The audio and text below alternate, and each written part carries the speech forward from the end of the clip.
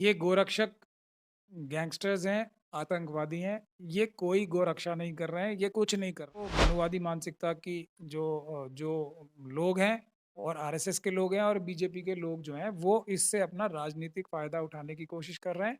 देश को कमज़ोर करने के लिए एक बहुत बड़ी मुहिम चल रही है ये। हिंदू राष्ट्र बनाने की मुहिम चल रही है, भारत का संविधान खत्म करके हिंदू राष्ट्र बनाने की ये मुहिम चल रही है। उसके ये फुट सोल्जर अरे आरएसएस और बीजेपी की सरकार से और उनके संगठनों से हो रहे हैं, ये वो उनको इम्प्लीमेंट कर रहा है। जो एक रोड मैप उन्होंने तैयार किया, उसको इम्प्लीमेंट करने वाला ये एक फुट सोल्जर है, ये उसके अलावा कुछ भी नहीं है। इसमें ना सिर्फ मोनू मानेसर बल्कि इसके प्रिंसिपल्स, पुलिस के अधिकारी और जो इसके भारतीय जनता पार्टी और आरएसएस के जो लीडर्स हैं, वो सब इसमें शामिल हैं। जिस तरह के बयान वो जारी करते हैं, उससे आरएसएस और मनुवादियों को और बीजेपी के जो लोग हैं, उनको फ़ायदा पहुँचता है। यही जो कमी है लीडरशिप में, वो शेड्यूल कास्ट, शेड्यूल ट्राइब और ओबीसी और दूसरी माइनॉरिटीज़ की लीडरशिप में भी है।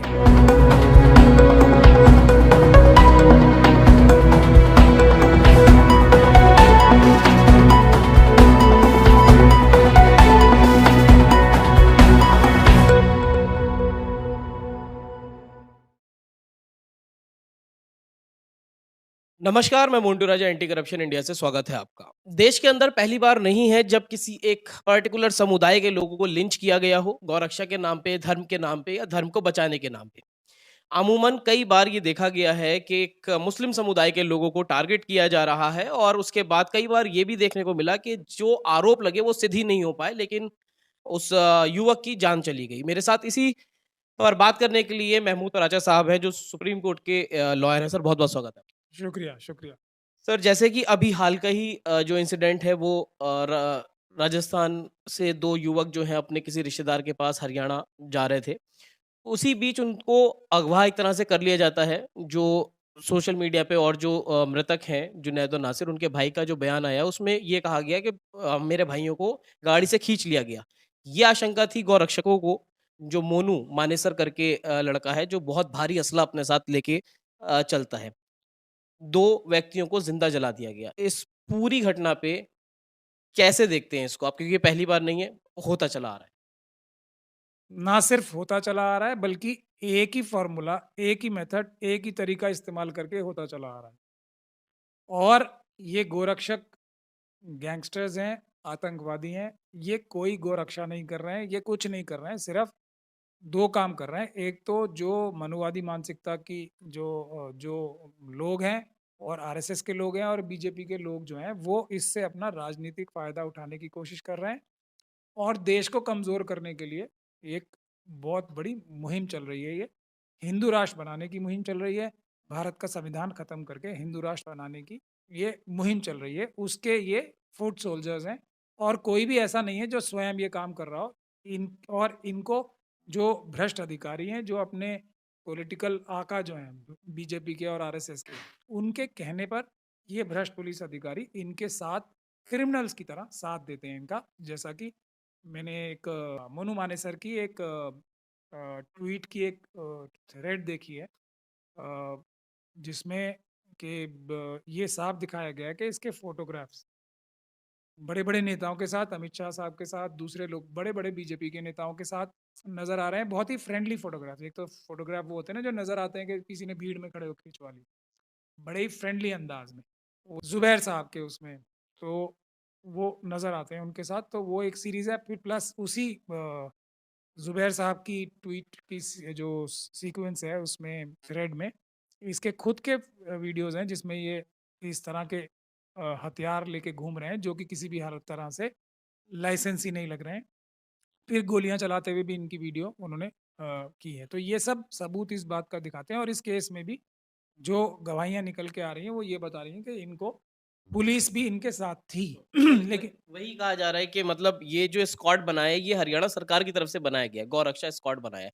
उसमें ये बजरंग दल से भी जुड़ा हुआ व्यक्ति है, मोनू मानेसर जिसको बोला जा रहा है। और उसके बाद उसके कई जो सोशल मीडिया पे हैं, हथियारों के साथ गन्स लेके चल रहे हैं और तमाम फायरिंग और तमाम चीज़ें हो रही हैं।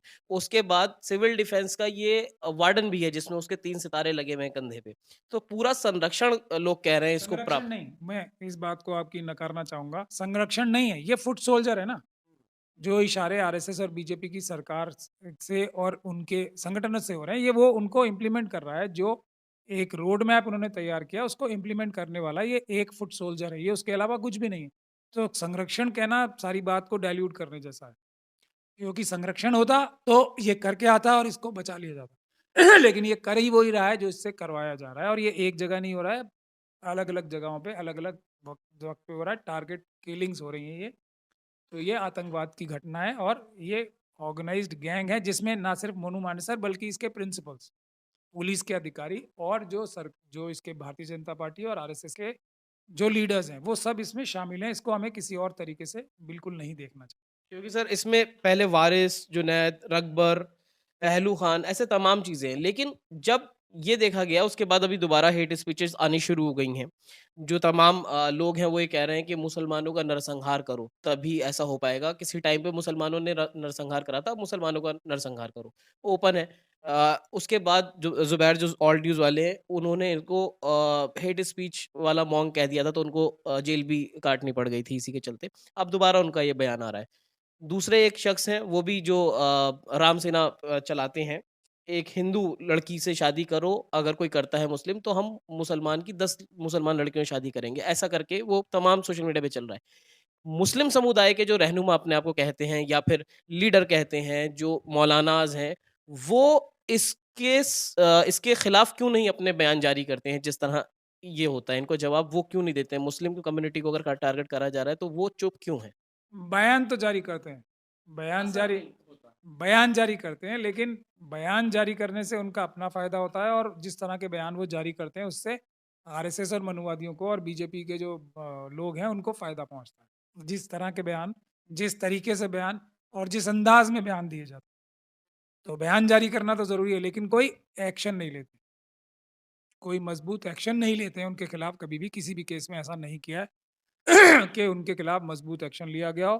किसी भी केस में ये कोशिश नहीं की गई है कि जो फुट सोल्जर्स पकड़े जा रहे हैं, बहुत हुआ तो ये कर देते हैं कि उनको वकीलों की वकील दे दिए, लेकिन वो वकील और ये तंजीमें कोशिश यही करती हैं, और उन्होंने, इनका ट्रैक रिकॉर्ड भी है लंबा, कि ये केस रफा दफा हो जाएं। कुछ दिन की जो एक विक्टिम टूरिज्म है, जो एक मजलूमों के ऊपर जो टूरिज्म की जाती है, वो तो हो जाए इनकी, पैसे इकट्ठे कर लें और अपना नाम कमा लें। उसके अलावा जो मुस्तकिल मिजाजी से उसको फ़ॉलो अप करके, ना सिर्फ़ उन्हें बल्कि उनके पीछे जो पुष्टपनाही कर रहे हैं बड़े-बड़े नेता जो हैं, उनके खिलाफ कभी भी कोई एक्शन लिया ही नहीं गया इनकी तरफ से। अब मैं ये कहना चाहता हूँ कि ये जो बड़े-बड़े हमारे कायद बने हुए हैं, चाहे मिल्ली तंज़ीमें हों या सियासी तंज़ीमें हों, इनकी ताकत कहाँ से आती है?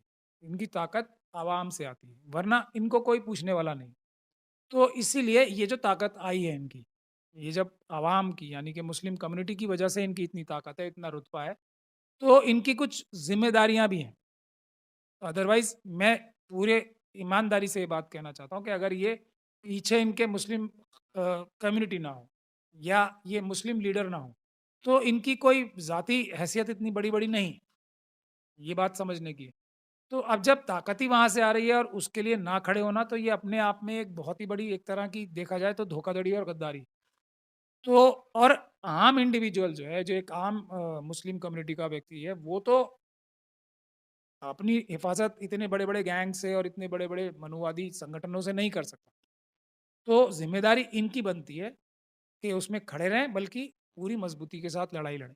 यही बात ये बात भी समझने की है कि यही जो कमी है लीडरशिप में, वो शेड्यूल कास्ट, शेड्यूल ट्राइब और ओबीसी और दूसरी माइनॉरिटीज़ की लीडरशिप में भी है, जो देखी जाती है।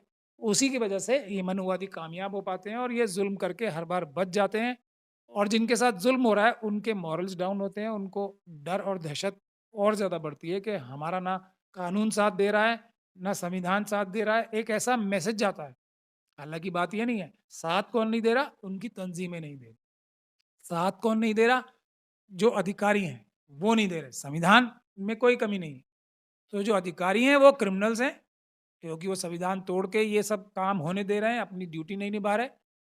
क्योंकि जो संविधान तोड़ेगा, कानून तोड़ेगा, वो क्रिमिनल हो जाता है। उसी तरीके से कहीं न कहीं मॉरल क्रिमिनैलिटी, अगर फाइनेंशियल को मैं डायरेक्ट ना भी कहूँ, तो मॉरली करप्ट और क्रिमिनल्स जो ये तंजीमों के लोग हैं, चाहे वो एससी, एसटी, ओबीसी और माइनॉरिटीज़ की जो भी तंजीमें हैं ज़्यादातर, जो मज़बूती के साथ इनका मुकाबला नहीं करती। बहुत सी तंजीमें हैं जिनका यहाँ पर हम नाम भी नहीं जानते। वो मज़बूती से इन चीज़ों इन इन हमलों का मुकाबला करते हैं कानूनी तरीके से, संवैधानिक तरीके से, पीसफुल प्रोटेस्ट के ज़रिए। तो वो असली लीडरशिप है, हमें ऐसे लीडरों को प्रमोट करना चाहिए। मतलब जो मुसलमान देश के अंदर या फिर दलित कई बार देखा है मूंछ रखने पे मार दिया गया, घोड़ी पे चढ़ने पे मार दिया गया। जो लीडर हैं वही इसका मतलब दमदार नहीं है और इनका फिर सर कैसे अगर भविष्य देखा जाए, तो ऐसे ही लोग मरते रहेंगे, कटते रहेंगे एक पर्टिकुलर समाज के द्वारा? ऐसा ज़्यादा टाइम तक नहीं होगा। अच्छी क़यादत, अच्छी लीडरशिप, अच्छा नेतृत्व उभर के सामने धीरे-धीरे आ रहा है अलग-अलग जगहों से और मेरी गुज़ारिश सभी लोगों से यही रहेगी, ख़ास तौर पे जो ऑप्रेस्ड क्लासेस हैं, एससी, एसटी, ओबीसी और माइनॉरिटीज़ के लोग हैं कि वो अपनी नई क़यादत, नई लीडरशिप, नए नेतृत्व, डिस्ट्रिक्ट वाइज़, ब्लॉक वाइज़, गाँव वाइज़ चुनें आप। एक से बढ़कर एक बहादुर नौजवान, बहादुर, ईमानदार और शरीफ नौजवान हम सब कम्युनिटी में मौजूद हैं। उनको आगे बढ़ाएँ, उनकी लीडरशिप में उनको कहें कि आप आगे आओ, हमारी लीडरशिप करो। ऐसे लोगों को लीडर ना बनाएँ जो कि मीडिया के ज़रिए या अपने पोस्टर्स खुद लगा के या अपनी पब्लिसिटी खुद करके लीडर बन बैठते हैं, एक तरह से थोप दिए जाते हैं। वो सबका कहीं न कहीं से तार जुड़ा होता है मनुवादी मानसिकता के लोगों से। तो लीडरशिप हमें खुद पैदा करनी होगी, लोगों को जाके जो बहादुर लोग हैं अपने-अपने समाज में, उनको आगे बढ़ाना पड़ेगा कि आप आओ हमारी क़यादत करो। हम और लीडरशिप नहीं चाहते, हम आपको लीडर चाहते हैं। वो जो लीडरशिप उभर के आएगी, वो बेटर और अच्छी लीडरशिप होगी। एक एक बहुत बड़ा कारण ये भी देखा है, कई लोगों से बात हुई इस दौरान कि इस तरह के हमले होते हैं, चाहे वो एससी एसटी के साथ हो या फिर मुस्लिम के साथ हो। लोगों के अंदर डर यही है कि हम अगर अब बोलेंगे तो हमें जेल हो जाएगी और बिना बात के 2-2 3-3 साल या 10-10 साल भी लोग जो हैं बिना बात के वो जेल काट रहे हैं। उसके बाद जो फ्यूचर है, परिवार है, तमाम चीज़ें खत्म। इसलिए जो मौजूदा सरकार से कोई उलझना नहीं चाहता है। इसका कोई तोड़ अगर है तो आप बताएँ? जैसे सिद्दीक कप्पन साहब की बात कर रहे हैं, ज़ुबैर साहब की बात कर रहे हैं और ऐसे हज़ारों, ये तो ख़ैर फिर भी नाम पब्लिक मंज़र आम पे आ गए, लेकिन ऐसे सैकड़ों, हज़ारों, लाखों लोग हैं, जिनकी आवाज़ को दबा दिया जाता है लोकल लेवल पे पुलिस द्वारा या पुलिस के भ्रष्ट अधिकारियों द्वारा या प्रशासन के भ्रष्ट अधिकारियों द्वारा या गुंडों द्वारा जो आरएसएस और बीजेपी के मनुवादी गुंडे हैं। तो उनके द्वारा वो आवाज़ें दबा दी जाती हैं और उनका कोई ज़िक्र भी नहीं करता। तो इसीलिए मैं बोल रहा हूँ ना, ये ज़िम्मेदारी किसकी है? ये इन संगठनों की और तंज़ीमों की ज़िम्मेदारी कि वो इतने बड़े-बड़े नाम हैं तो उनको आगे आना चाहिए। यही तो मैंने पॉइंट आपके सामने और आपके दर्शकों के लिए रखा है कि ये गलती सिर्फ़ और सिर्फ़ इन लोगों की है जो ये बड़ी-बड़ी तंज़ीमें हैं और किसी की गलती मैं तो नहीं समझता। तो तमाम जो घटनाएँ होती हैं, चाहे वो मुस्लिम के साथ हों या दलित या ओबीसी, तमाम लोगों की घटनाएँ जो होती हैं, सर ने साझा करी ये बात कि जो लीडर्स हैं, वो लीडरशिप में कमी है। कहीं न कहीं अपने फ़ायदे के लिए, अपने नाम के लिए ये चीज़ें होती हैं। सर, अंत में क्या संदेश आप देना चाहेंगे उन तमाम लोगों को और जो भी इसके शिकार हो रहे हैं आज समाज के अंदर उन लोगों को? हौसला नहीं खोने का है, संविधान में इतनी ताकत है, संविधान पे पूरा भरोसा रखें, सिर्फ़ थोड़ी मेहनत करनी पड़ेगी, थोड़ा संघर्ष करना पड़ेगा। ये सभी लोगों को न्याय की व्यवस्था के तहत ही जेल भिजवाने का काम किया जा सकता है आराम से, लेकिन उसके लिए थोड़ी मेहनत करनी पड़ेगी और लीडरशिप नई बनानी पड़ेगी। लीडरशिप आपको खुद ढूँढ के लानी पड़ेगी। जो लीडर थोपे जाते हैं आपके ऊपर, जो बड़े-बड़े नाम अपने आप बन जाते हैं, टीवी चैनल्स पे आते हैं, दूसरी जगह आते हैं, उनसे हट के भी आपको अपने में से बहादुर नौजवान और नवयुवतियाँ और दूसरे लोग चुनने चाहिए, देखने चाहिए कि ये आदमी ईमानदार और बहादुर है। उसके पीछे जाके सबको खड़ा होना चाहिए और उससे कहना चाहिए कि आप हमें लीड करो या आप हमारा नेतृत्व करो या क़यादत करो। देखिए कैसे हालात बदलेंगे ड्रामेटिकली, एकदम चमत्कारिक रूप से हालात बदलेंगे, मेरी अगर इस सलाह को मानने की कोशिश करेंगे लोग। तमाम जो चर्चा है वो आपने सुनी। इस चर्चा पे आप क्या राय रखते हैं? अपनी राय कमेंट द्वारा हमसे ज़रूर साझा करें। अगर आप इस बारे में नहीं सोचते हैं, तो शायद ये जो कास्टिज़्म है देश के अंदर इस समय, एक पर्टिकुलर समुदाय को या फिर जातियों को टारगेट करके मार दिया जाता है। अगर आप नहीं जागे तो शायद ये चलता चला जाएगा। आप क्या सोचते हैं? अपनी राय कमेंट द्वारा साझा करें। अगली अपडेट के साथ आपके सामने फिर प्रस्तुत होंगे। नमस्कार। सब्सक्राइब करें हमारे YouTube चैनल को और बने रहें हमारे साथ।